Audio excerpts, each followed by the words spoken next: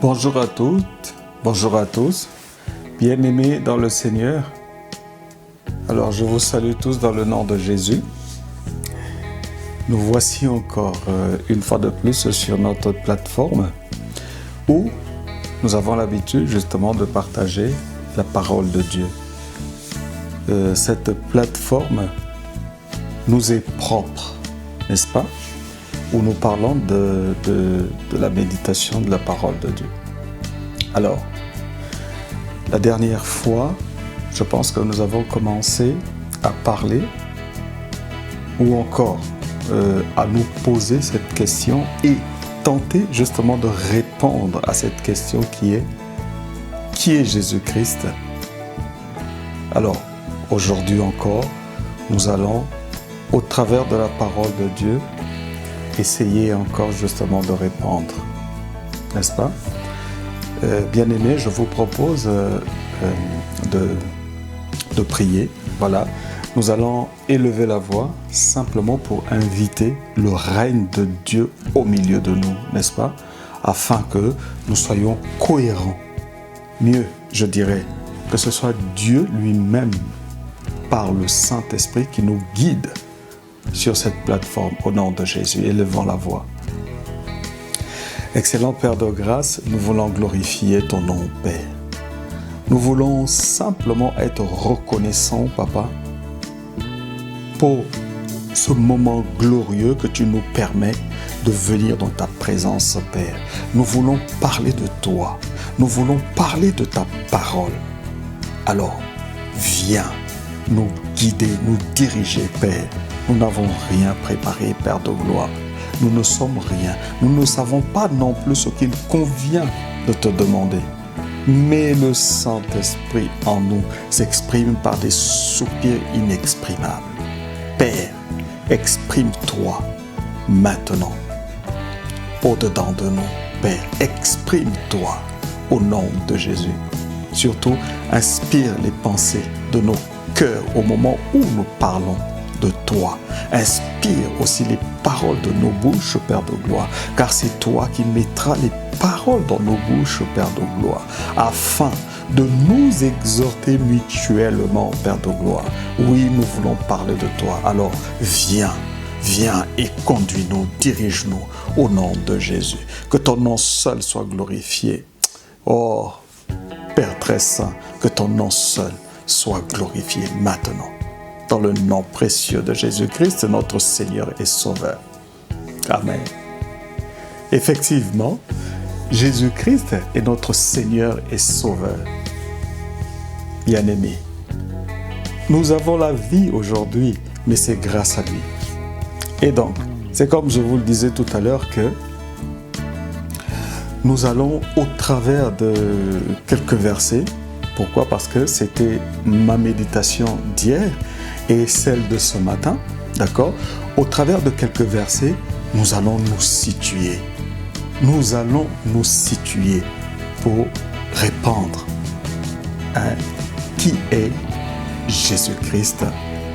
Bon, c'est vrai que nous ne sommes pas limités, n'est-ce pas? Et nous n'allons pas non plus limiter notre Seigneur à partir de 2, 3, 4, 5, même si c'était une cinquantaine de versets, ce n'est pas toute la Bible, n'est-ce pas? Pourquoi? Parce que du début de la Bible jusqu'à la fin de la Bible, donc si vous voulez, de la Genèse à Apocalypse, il est question de Jésus-Christ de Nazareth. Il est question du Dieu de gloire. Il est question du Dieu tout-puissant. Il est question du Saint-Esprit. Mon frère, ma sœur, suivez-moi, nous allons quelque part ensemble, n'est-ce pas? Amen. Et donc, nous allons commencer par Ésaïe 9, n'est-ce pas? Alors,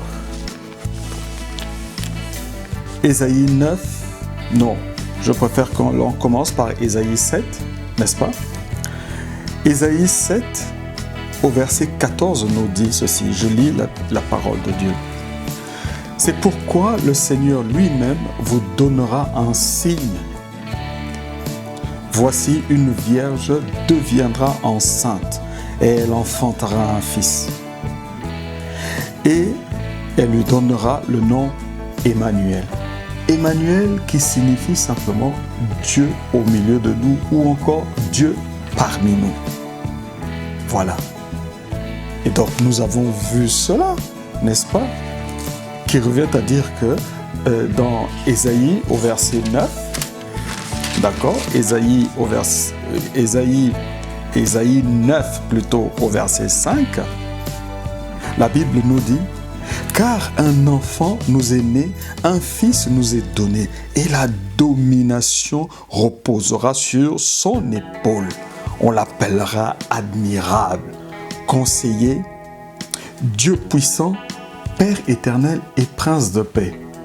Mais ça ne vous dit rien, mes frères? Ça ne vous dit rien? Alors, écoutez, nous n'allons pas parler de ceux qui ne veulent pas faire des efforts justement pour comprendre que Jésus-Christ est notre Seigneur et Sauveur. Que Jésus-Christ est Dieu. Mais cela est écrit noir sur blanc.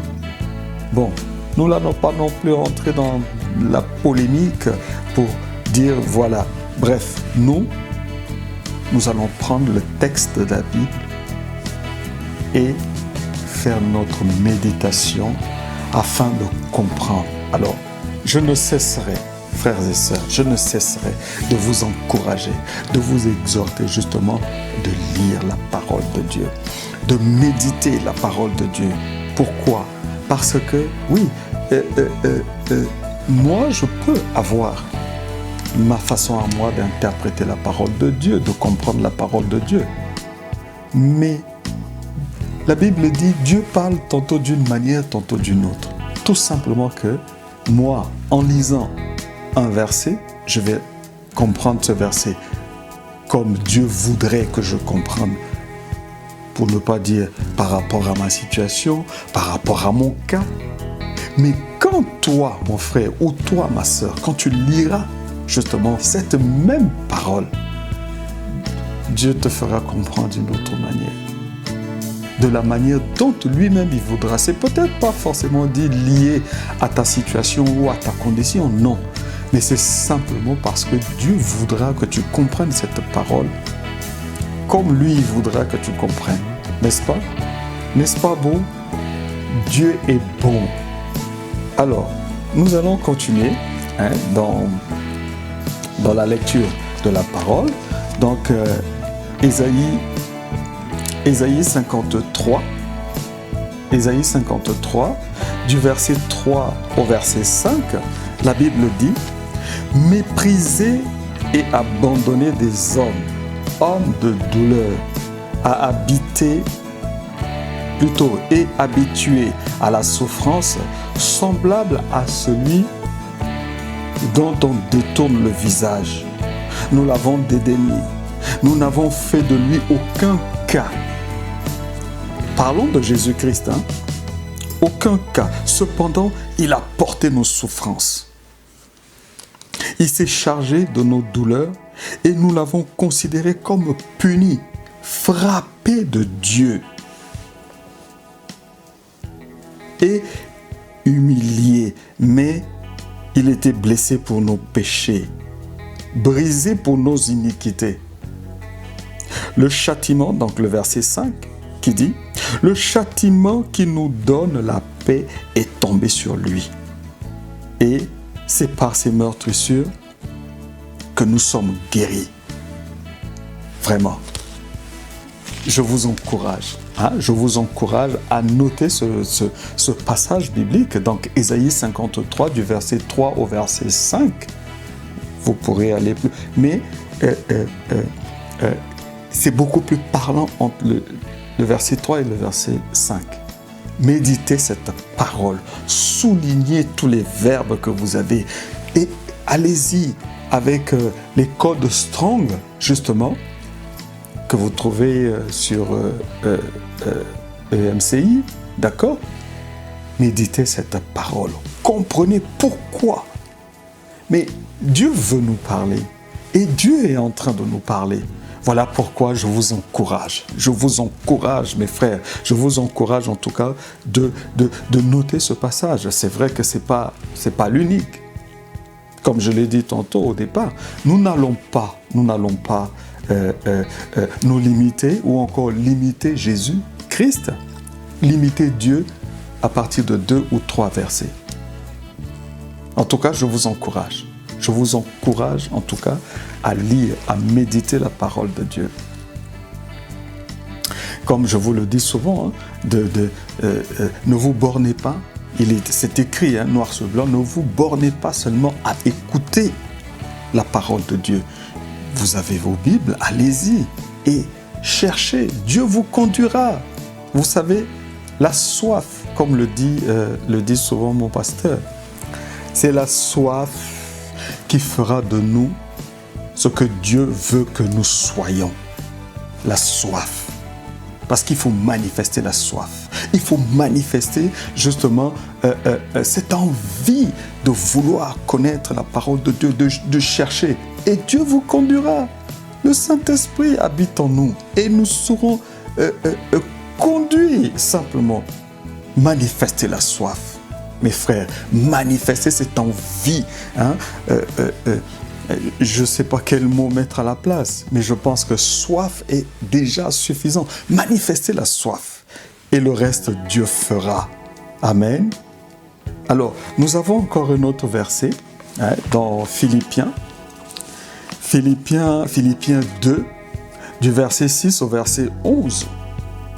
Philippiens 2, du verset 6 au verset 11.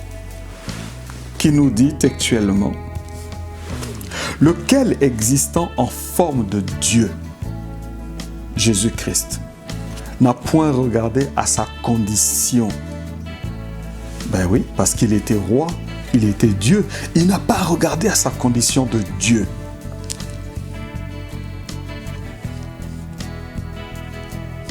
Comme une proie à arracher d'être égal à Dieu, mais s'est dépouillé lui-même.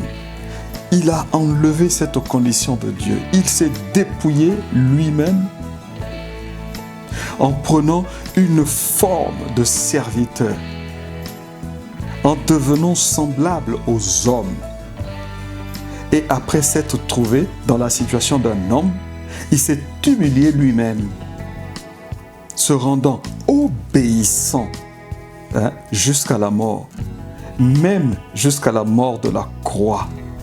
C'est pourquoi aussi Dieu l'a souverainement élevé, lui a donné le nom qui est au-dessus de tout nom, afin qu'au nom de Jésus, tout genou fléchisse. Dans les cieux, sur la terre, sous la terre, et même dans les profondeurs, dans les ténèbres. Vous savez, dans le noir, dans les ténèbres, il est Dieu. Waouh! Mon frère, retiens aussi cette parole et souligne obéissant, souligne souverainement élevé. Qu'est-ce que cela veut dire? Mais tu comprendras. Donc, et lui a donné le nom qui est au-dessus de tout nom, afin qu'au nom de Jésus, tout genou fléchisse dans les cieux, sur la terre et sous la terre, et que toute langue confesse que Jésus-Christ est Seigneur, à la gloire de Dieu le Père. Ah, mon frère, je ne sais pas.